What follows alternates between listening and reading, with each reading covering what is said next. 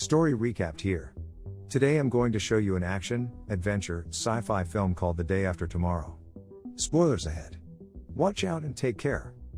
At the United Nations Global Warming Conference, paleo climatologist Jack Hall warns delegates of an impending global icing event that, according to their findings, could occur within the next couple of centuries.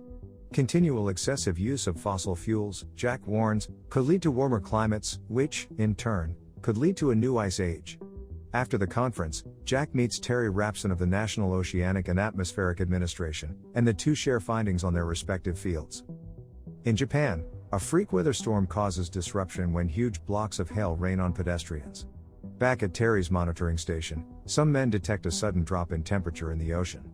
In the International Space Station, astronauts note several massive storm systems forming across the planet's surface. Terry then notes the sudden drop in temperature and sees even more temperature drops being recorded.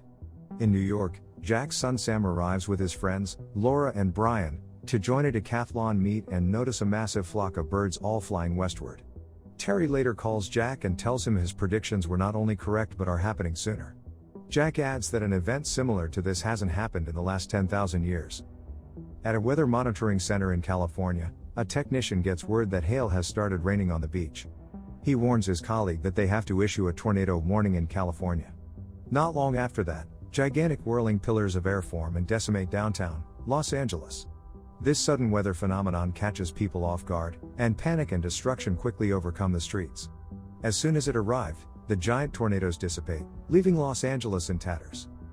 Back at the weather monitoring station, Jack and his colleagues scramble to figure out what has happened. They find out that areas across the globe are all experiencing the same destructive weather occurrences. Jack tells everyone that the mid-Atlantic current could be the cause, and the weather events won't only continue but will worsen. Jack then meets with the vice president and tries to warn him but gets a cold shoulder. In Scotland, 3 military helicopters pass through the eye of the weather system, and their instruments start freezing. Helicopter rotors freeze mid-spin, and the 3 choppers crash. A soldier survives and tries to flee but freezes instantly the moment he opens the door. In New York, Sam and his friends are stuck with all flights cancelled. They try to use the subway, but the tunnels are flooded. With no warning, a supermassive tsunami appears wreaking havoc through downtown Manhattan. Jack and his friends flee to a library building with countless other civilians lucky enough to escape the storm surge. Terry and Jack communicate and learn that the freezing air that brought down the helicopters is from the upper atmosphere. Usually, this air would warm up as it descends, but the weather systems are causing the air to move down too fast, freezing everything on the surface. They also find out that their predictions were off, and the storm will be coming in a few days, not in a few weeks. Jack shows the weather prediction, and 3 massive weather systems are forming across the globe, getting worse each day. This storm, Jack predicts, will change the planet. Back in New York, Sam contacts his parents through a submerging telephone line. Jack tells him he must stay inside and wait for the storm to pass as it's only going to get worse. He advises him to gather as much food and insulation as he can. Jack then decides to head to New York to get Sam. Jack then briefs the heads of state of the situation and tells them the worst is yet to come. He suggests evacuating everyone in the southern states to Mexico. The vice president disapproves of this, asking Jack what he urges the people in the north do. Jack answers that people in the north are doomed to die if they set foot outside their homes and advises they too must hold out and stay inside until the storms pass. The president decides to take Jack's advice and orders the National Guard to evacuate the remaining population to the south. In New York, the refugees in the library spot a crowd of people venturing into the frozen icescape in hopes of reaching warmer states before the snow gets deeper. Sam tries his best to warn everyone, telling them they won't survive in the storm and that they should all stay inside. But the crowd still decides to leave. Only Sam and a handful of people are left in the library. After a heartfelt phone call to his wife, Jack sets off for Manhattan with Frank and Jason, his 2 colleagues and friends. At the Mexican border, vast crowds of Americans are trying to cross the border, even traversing the Rio Grande. Back at the library, Sam and his companions raid vending machines for food and gather books for burning in the fireplace. Jack and his crew eventually run into a roadblock and have to make the rest of the way on foot. Being researchers stationed in the North Pole, Jack and Jason are used to walking long distances in the cold. The men are trekking on top of a building when Frank breaks the glass and falls in. He gets caught by their lifeline but sees that more of the roof is giving way. Jack tries to pull him up as Jason holds the weight, but Frank sees the glass cracking and decides to cut the line to save his friends, sacrificing himself. In the library, Laura gets a fever and falls unconscious. The group tries to figure out what's happening to her and discovers that she's potentially suffering blood poisoning from a wound infection. She needs an immediate injection of penicillin, or else her injuries could lead to amputation or death. Sam decides to head out to a nearby cargo ship that got washed in to look for medicine and food. Brian and another guy, JD, decide to accompany him. At a military base, the vice president finds out the president has died. Researchers also get word from the International Space Station that the weather system affecting North America has moved over to New York. It would soon be pulling supercooled air from the upper atmosphere to the surface, freezing everything.